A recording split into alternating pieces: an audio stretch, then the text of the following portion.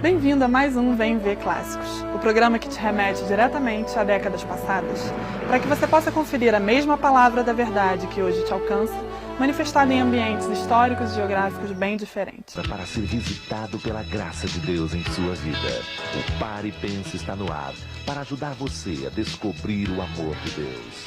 Abra sua mente e o coração. Deus vai abençoar muito a sua vida no programa de hoje. E agora, Reverendo Caio Fábio.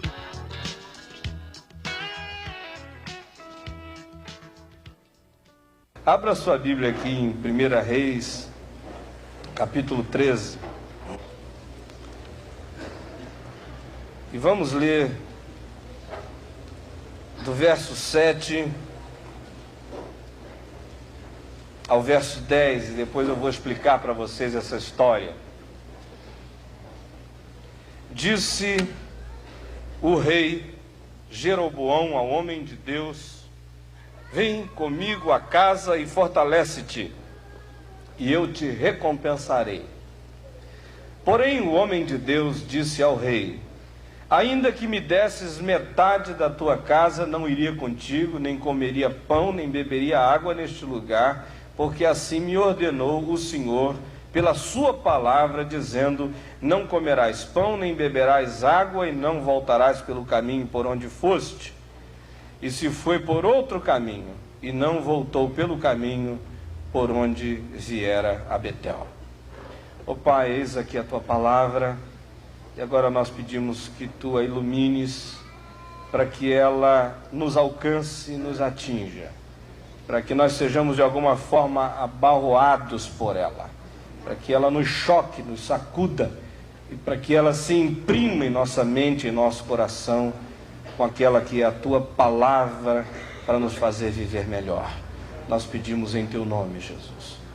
Amém. Podem sentar-se. Eu não sei quantas pessoas conhecem o contexto desse texto que aqui foi lido por nós. Quem está familiarizado com o livro de Reis conhece mais ou menos a história. Mas só para recapitular, eu lhes diria que o rei Davi morreu, seu filho Salomão o sucedeu. Salomão começou muito bem, mas depois de um tempo perdeu os referenciais da sabedoria de Deus, se tornou idólatra, porque se deixou seduzir pela paixão das suas centenas de mulheres que lhe dominavam o coração. Deus dissera que o reino de Davi não seria dividido nas mãos de Salomão por amor a Davi, mas que nos dias do seu sucessor, de seu filho, assim aconteceria. E foi de fato o que veio a acontecer. Quando Salomão morreu, seu filho Roboão reinou em seu lugar, e um comandante, um general do exército de Israel, chamado Jeroboão, se insurgiu contra o filho de Salomão, Roboão. Houve uma guerra civil, o país foi dividido, e esse Jeroboão se tornou rei do reino norte de Israel, e se tornou um rei extremamente maligno, tirano, duro, de mão pesada, idólatra, feiticeiro, consultava os magos, os necromantes, os adivinhos, e oferecia sacrifícios a deuses horrendos nas montanhas, e fazia tudo quanto Deus recomendara que jamais se fizesse no meio do seu povo. E agora eles estavam profanando o altar de Deus sistematicamente, e havia sacerdotes pagos pelo rei Jeroboão para que assim o fizessem, oferecendo no altar de Deus sacrifícios a deuses estranhos, a espíritos malignos. É nesse contexto que Deus envia a sua palavra a um profeta que não tem nome. Não se sabe muito a respeito dele. Ele é apenas descrito aqui no capítulo 13 de 1 Reis como sendo um homem de Deus. E se diz que Deus chama a esse jovem profeta, ele é um moço, e diz a ele: olha, eu vou enviar você ao encontro de Jeroboão na cidade de Betel, e tu vais levar uma palavra minha a ele. E o profeta foi lá e encontrou o rei diante do altar de Deus em Betel, e ele profetizou contra o altar, dizendo: altar, altar, assim diz o Senhor, eis que um filho nascerá à casa de Davi, cujo nome será Josias, o qual sacrificará sobre ti os sacerdotes dos altos que queimam sobre ti incenso, e ossos humanos se queimarão sobre ti. E ele deu um sinal ao rei e aos que estavam presentes ali, dizendo: eis que o altar se fenderá e se derramará cinza que há sobre ele. Quando este jovem profeta disse isso, diz a Bíblia que o rei Jeroboão ficou tão irado que estendeu a mão assim sobre o altar, ordenando aos seus guardas, dizendo: prendei-o. Mas quando ele estendeu a mão sobre o altar, sua mão ficou enrijecida.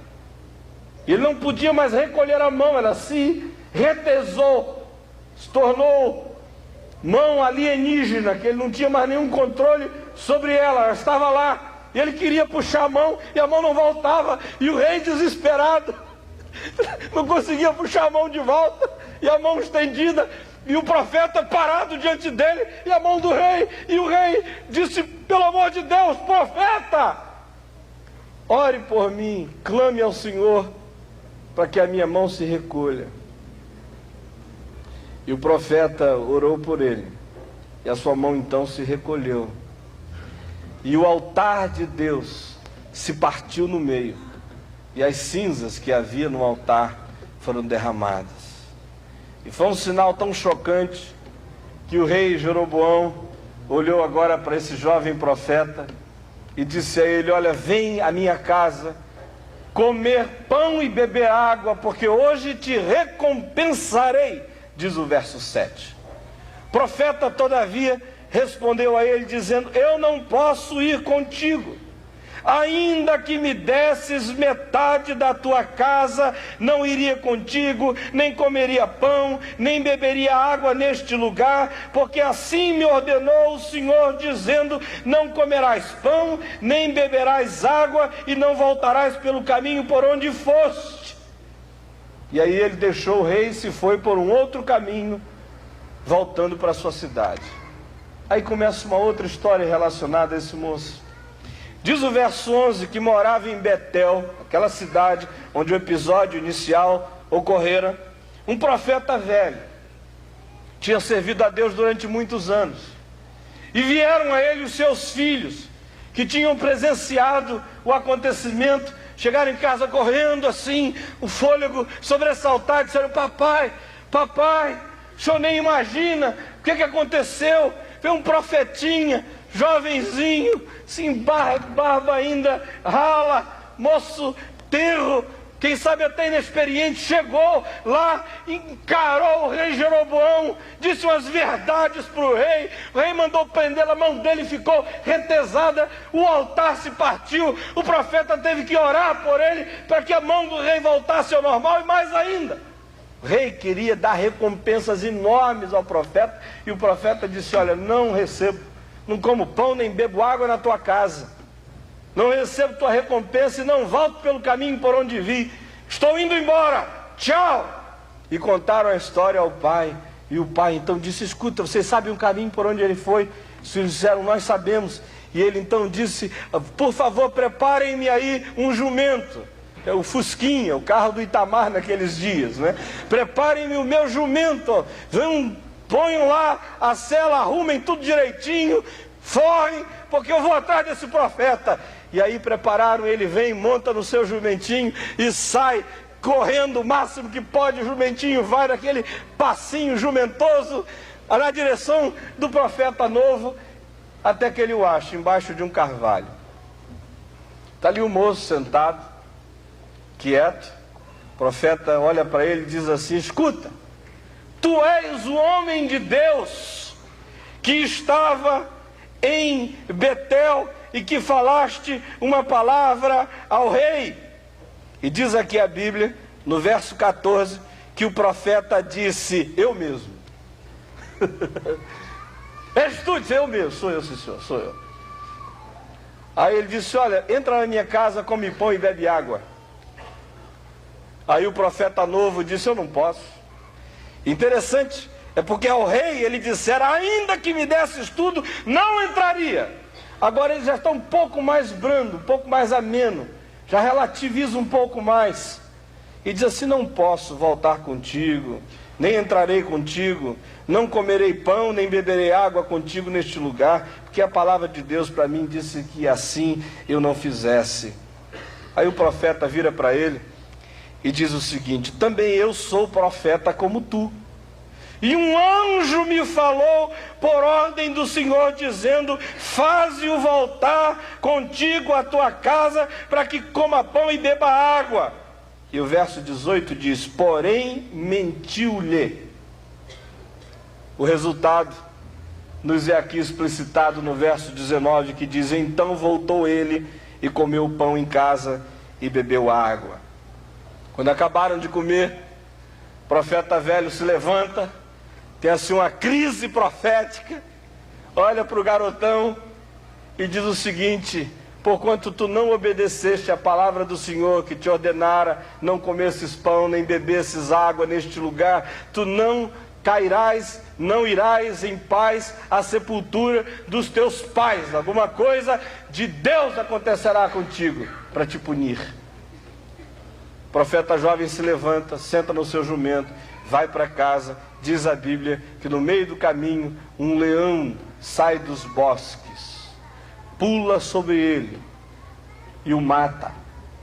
E ficaram ali os três, profeta morto no meio, o leão e o jumento, ladeando um olhando para o outro. E os transeuntes passaram e chegaram à cidade e disseram ao profeta velho o que havia acontecido.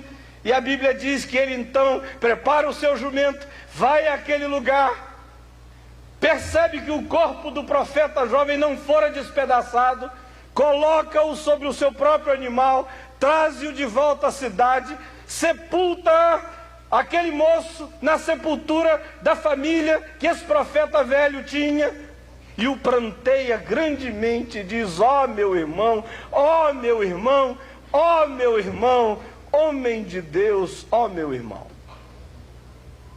Agora, essa sem dúvida é uma história estranha, é uma história esquisita, é uma história que deixa a cabeça da gente com alguns nós. A gente fica querendo entender o que há aqui.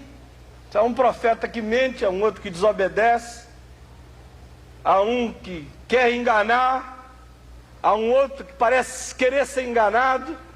O que engana parece amar aquele que é enganado. Há sentimentos estranhos. Aliás, eu diria a todos os que estão aqui hoje, que a história aqui descrita nos mostra com uma força enorme o poder das ambiguidades, das contradições, dos contrastes e das confusões que habitam o coração de qualquer ser humano. Primeiramente, nós somos introduzidos à ambiguidade do profeta jovem, que é profeta, que conhece a Deus, que ouve a voz de Deus, que fala a palavra de Deus, que quer servir a Deus, mas que também quer recompensa humana, também quer reconhecimento humano, também quer ser aplaudido, também quer ser percebido, também quer ser visto, também quer usufruir os benefícios do trabalho que faz. E parece estar profundamente habitado por esse desejo de reconhecimento fortíssimo em sua alma. Interessante que o verso 7 diz que ele escapou da promessa do rei, que disse, entra na minha casa, come comigo, eu te recompensarei. Ele disse, não. Ele consegue vencer a primeira tentação, vai voltando para a sua cidade por um outro caminho, e agora quando esse profeta velho se aproxima dele, diz, escuta, tu és o homem de Deus. E ele diz, eu mesmo, sou eu sim. E aí ele diz, entra na minha casa, come comigo. Ele diz, eu não posso. Isso é profundamente revelador desse conflito. Eu abençoei o povo, confrontei o rei, falei em nome de Deus, milagres aconteceram, sinais se manifestaram, e agora eu tenho que recolher a minha solidão. Posso nem receber os tapinhas, posso nem comer o panetone real, posso nem beber água mineral do rei, não posso nem receber um presente, não posso nem voltar pelo mesmo caminho para o pessoal dizendo: olha, homem de Deus, maravilha, homem de Deus. Tinha que voltar para um outro caminho solitário, onde ninguém viu nada, ninguém soube nada, aonde quem ele é e o que ele faz não é percebido, não é discernido. E aí vem esse conflito enorme, crescente aqui dentro dele. Quer ser recompensado, quer ser aclamado, quer ser percebido, quer ser valorizado, quer ser afirmado. Segunda ambiguidade que aparece aqui é do profeta velho.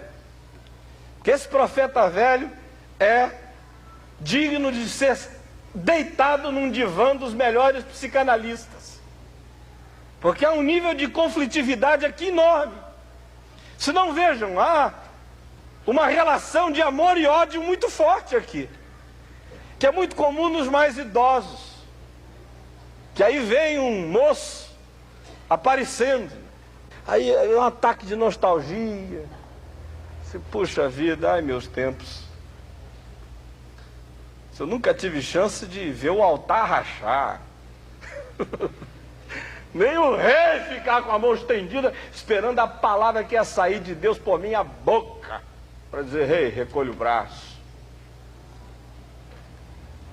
E há um sentimento estranho, porque de um lado ele ama esse moço, ele se projeta no moço, ele diz que moço fantástico, corajoso, audacioso, coração se enche de empolgação a respeito dele, mas de outro lado ele está cheio de inveja, de ciúme. Queria que fosse eu, não sou eu.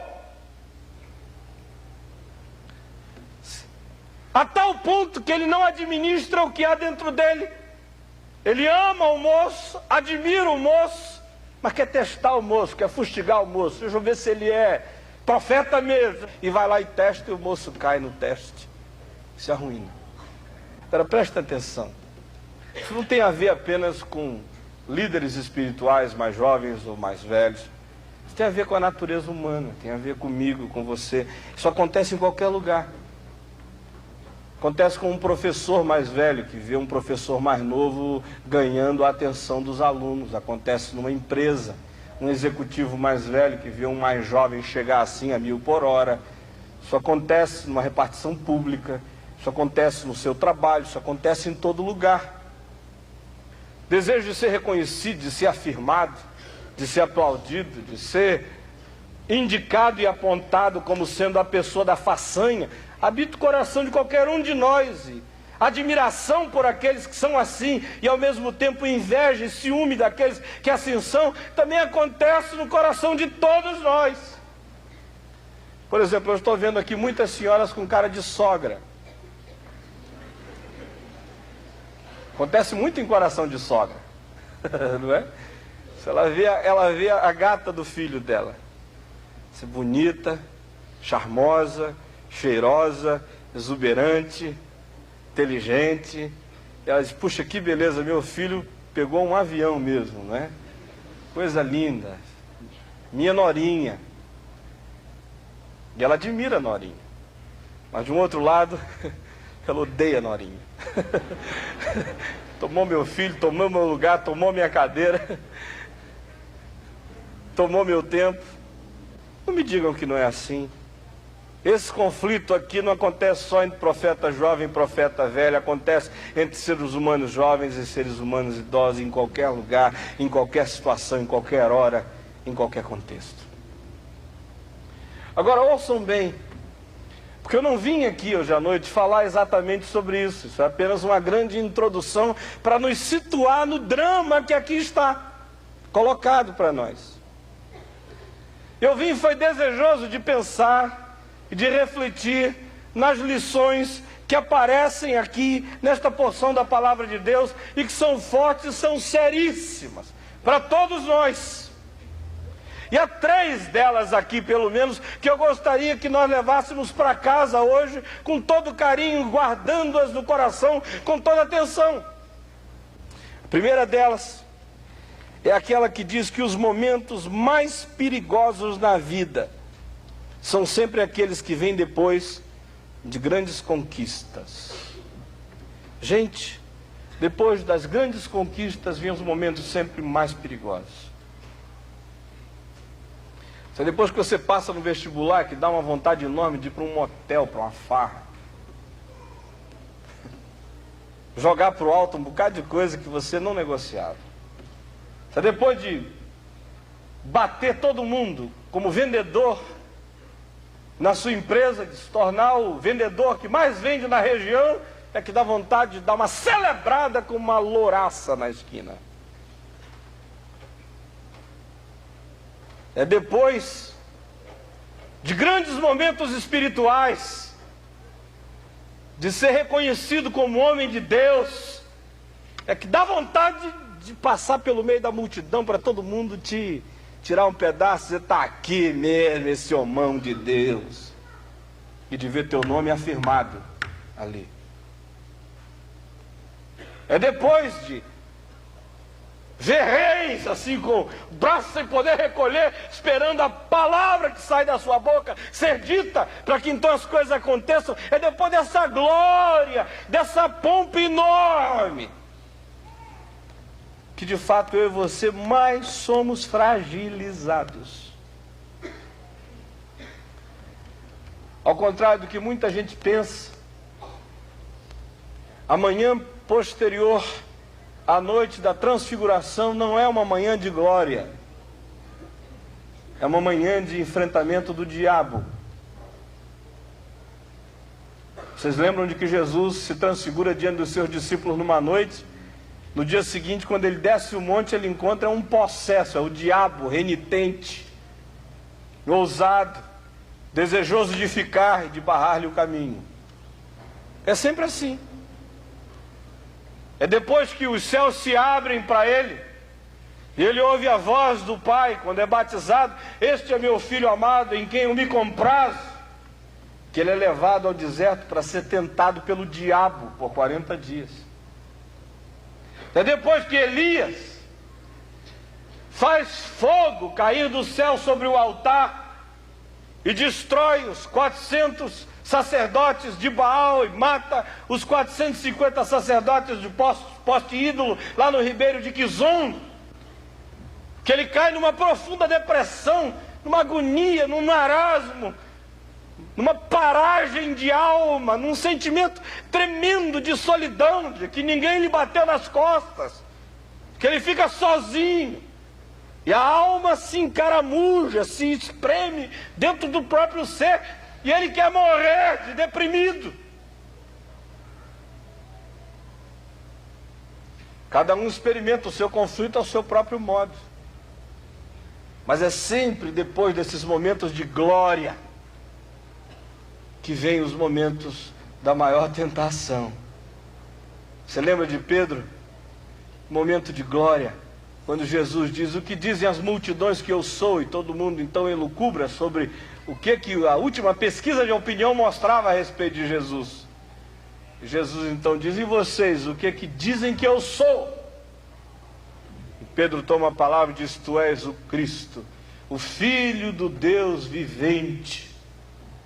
Jesus olha para ele e diz, bem-aventurado és Simão Barjonas, porque não foi carne nem sangue quem tu revelou estas coisas, mas meu Pai que está nos céus. Em verdade eu te digo que tu és Pedro, sobre esta pedra eu edificarei a minha igreja, e as portas do inferno não prevalecerão contra ela. Aí o que acontece a seguir? Jesus diz, em verdade eu vos digo que importa que o Filho do Homem vá a Jerusalém, que seja escarnecido, maltratado, cuspido, martirizado, seja morto e ressuscite ao terceiro dia. Aí Pedro diz, Senhor, isso jamais acontecerá contigo. E Jesus, que tinha acabado de dizer para ele, tu és bem-aventurado, olha para ele e diz, arreda, Satanás. Sabe por quê? Depois de ter uma revelação daquela, Pedro começou a achar que qualquer coisa que saísse de dentro dele era boa. Depois de ter aquele impulso maravilhoso, tu és o Cristo, ele sentiu um outro impulso agora. Senhor, isso não te acontecerá. Só que esse agora não tinha nada a ver com Deus, tinha a ver com o diabo. Depois da glória, você ganha uma confiança enorme, começa a achar que de alguma forma você tem direito à recompensa. A segunda lição que fica fortíssima para mim e para você aqui é aquela que diz que as relações mais perigosas na vida são sempre aquelas que misturam admiração e inveja.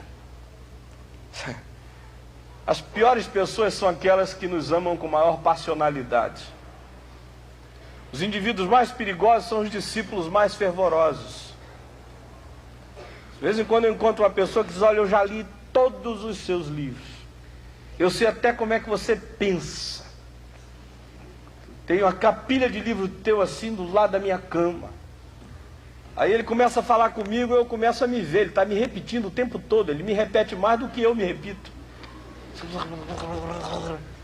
Aí o sujeito está apaixonado, aí eu começo a ficar com medo, eu digo, ele me mata. Uma hora dessa ele pega um livro desse assim, dá na minha cabeça e me mata.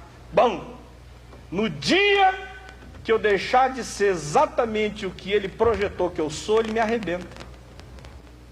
Aí no dia que ele percebe uma outra direção, esse amor e ódio se misturam, admiração e dor, e inveja e passionalidade sobem aí e ele te arrebenta ali na frente. Se torna o inimigo mais renitente, se torna o que fala mais mal, se torna o mais obstinado, se torna o mais irreconciliável, se torna o mais implacável. Quem é que mata as celebridades por aí? Não são, no fim das contas, os fãs mais obcecados? E é isso que a palavra de Deus mostra aqui de alguma forma. Que esse profeta velho ama e mata um tempo só. Essa coisa estranha, que é a síndrome das sogras, conforme eu falei há pouco. Que às vezes acontece até no coração de pais em relação aos filhos. Acontece todo dia em muitos lugares. Hoje aqui, olha aqui para mim, hoje aqui, nas vidas de dezenas e centenas de vocês, coisas desse tipo estão acontecendo. Acontecendo na sua casa.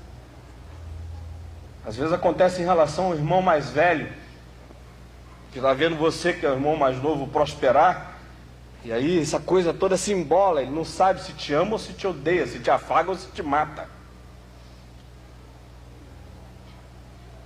Acontece todo dia, toda hora, nos lugares mais diferentes. E essa é uma lição seríssima que a palavra de Deus nos dá. As relações mais perigosas são sempre aquelas que misturam admiração e inveja. Terceira lição que aparece aqui é aquela que diz que as piores tentações são as que usam a palavra de Deus de maneira manipulativa. A pior tentação não é aquela que diz: dá uma saída com a mulher do teu vizinho, porque ela já garantiu que ninguém vai saber. Não é essa. A pior tentação é aquela que diz assim: você já percebeu que Moisés, que era um homem de Deus, que foi quem escreveu os 10 mandamentos, e que via a face do Senhor, na solidão do deserto, pegou uma mulher cusita para ser esposa dele? Ora, se Moisés via a glória de Deus e podia ter uma mulher no deserto de Midian e uma outra no deserto de Parã, isso não era adultério? Que dirá de você, pobre mortal, residente de Niterói?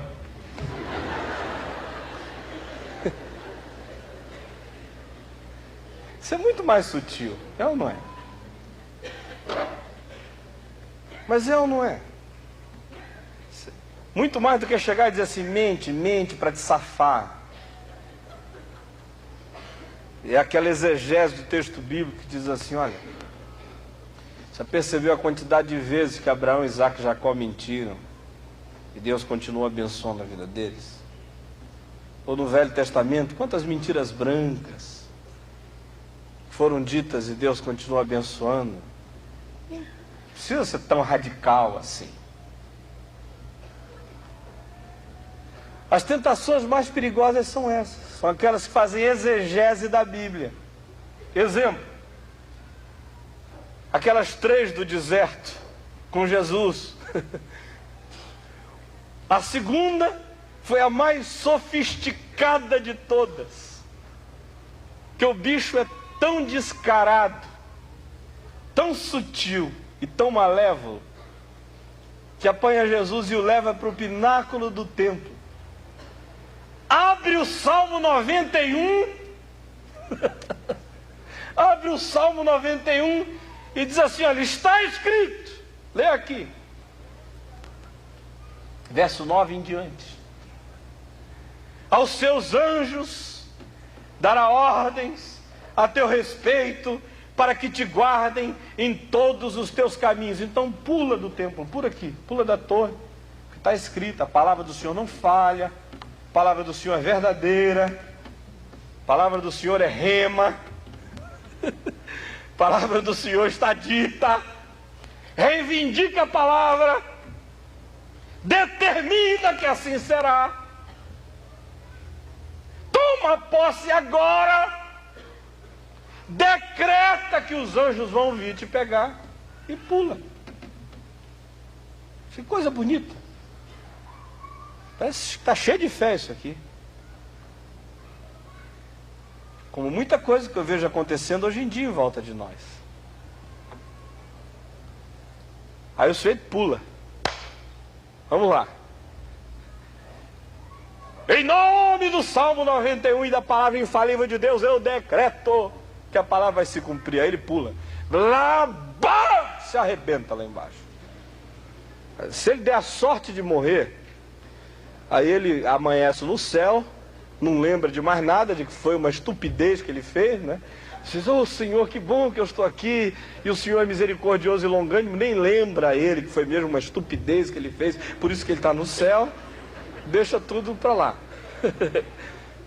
Agora, se ele dá o azar, desculpe eu usar uma palavra tão pagã, se ele dá o azar de não morrer, aí ele fica lá embaixo, de perna quebrada, todo arrepentado, pino para todo lado, pé estirado no hospital, com uma crise teológica enorme. Enorme. Meu Deus, a palavra não se cumpriu. Não é a palavra, não é a palavra, perdão, Jesus, sou eu que sou um desgraçado. Eu que não tenho fé, que sou um verme cínico. Eu que não presto. Meu pastor lá da minha igreja tem razão. Que ele decreta e com ele acontece. Ele diz e faz, mas eu é que não presto. Aí depois diz, não, eu não sou tão ruim assim não. Afinal eu pulei. Eu pulei. O que foi? Foi o paraquedas que não abriu. Defeito de fabricação. Qual foi o problema? A crise, a angústia acaba no gabinete pastoral de um outro pastor. Não é? Acontece todo dia. Nesses dias, cada vez mais. Especialmente porque nos dias de hoje se inventou uma teologia que tem muito pouca base bíblica.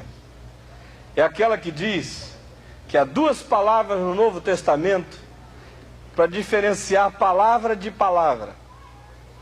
Então eles dizem que existe a palavra logos, no grego, que é a palavra eterna de Deus.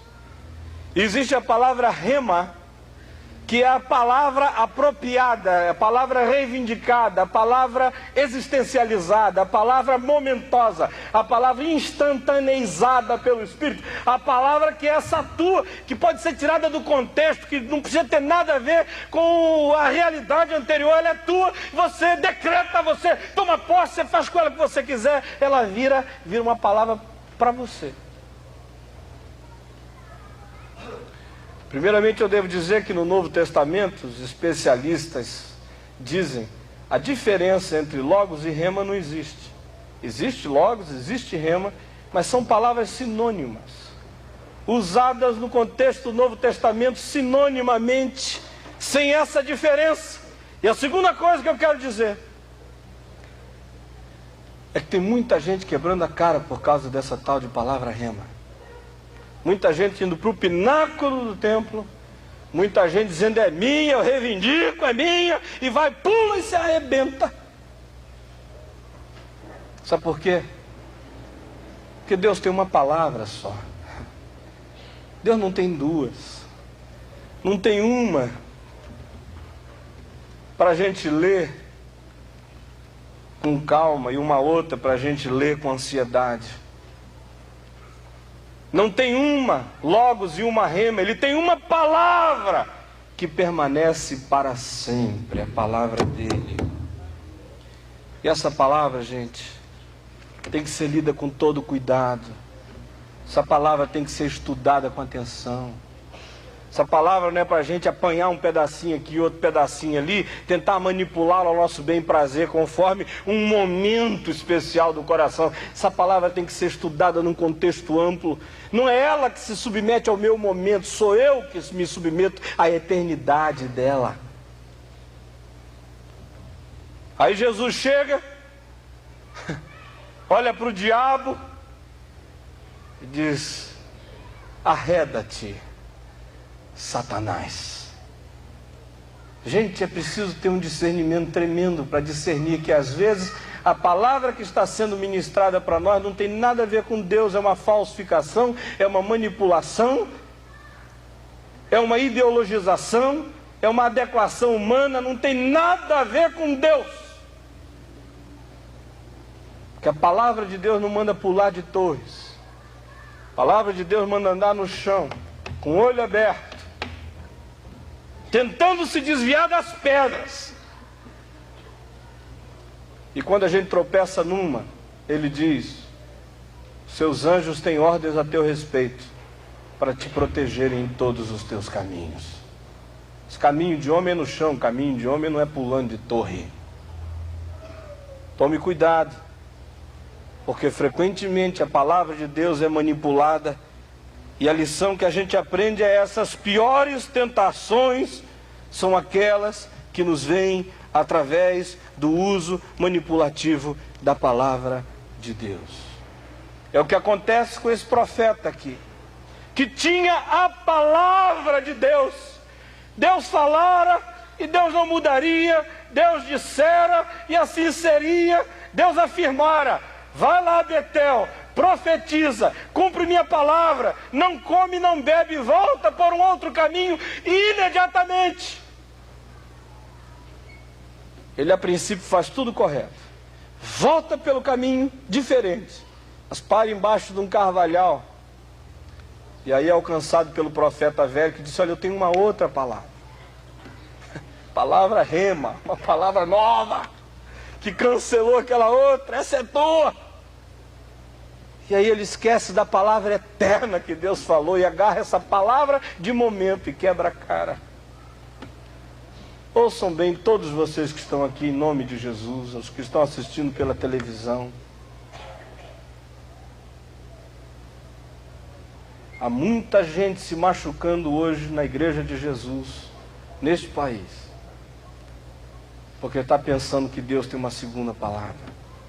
Porque está pensando que a palavra de Deus pode ser alterada por uma profecia, por um profeta, por uma segunda revelação, por um momento especial do Espírito. Isso é coisa do diabo. Quero dizer a você, não entre nessa. A palavra que o Senhor falou é esta aqui. Esta é a palavra que o Senhor falou. E esta permanece para sempre. E todas as outras têm que estar debaixo desta. E todas as outras não podem contrariar esta que aqui está dita em nome de Jesus. Hoje, minha oração por você é no sentido de que você perceba e discirna, quem sabe você está entrando no momento mais perigoso da sua vida. Você acabou de ter conquistas tremendas. Cuidado, o que vem aí é caminho escorregadio, abra o olho. Ou quem sabe, você é aquele que está aí tomado por sentimentos estranhos. Você ama e odeia, você admira e você inveja. Você está quase entrando nessa síndrome de Saul. O caminho para sair disso é saber que isso existe. E discernir essas ambiguidades dentro de nós, para que a gente tenha lucidez suficiente para começar a desatar o laço do coração. Porque isso mata nós e às vezes mata outros. E a minha oração é no sentido também de que se alguém aqui hoje, começando a se deixar iludir por uma segunda palavra, por uma segunda revelação, por segundos caminhos, por segundas vias, por palavras de momento, cuidado. Deus fala hoje, mas Deus sempre fala hoje, de acordo com o que falou sempre. Ele não tem segunda palavra. E ainda que um anjo desça do céu e vos anuncie um outro evangelho, olhe na cara desse anjo e diga: você é anátema, você é maldito, porque eis aqui o evangelho que nos foi anunciado, e ele é inalterável, e ele vai ficar na minha vida para sempre, em nome de Jesus. Vamos ficar em pé, vamos curvar a cabeça, vamos orar ao Senhor.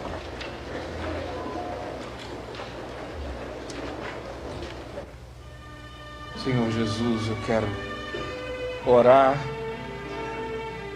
hoje à noite por todas essas situações que foram aqui descritas, pedindo que o Teu Espírito traga a nós a Tua palavra que cura o coração, Tua palavra que nos salva de sermos comidos pelo leão, Tua palavra que nos livra de cairmos num caminho escorregadio, de sermos traídos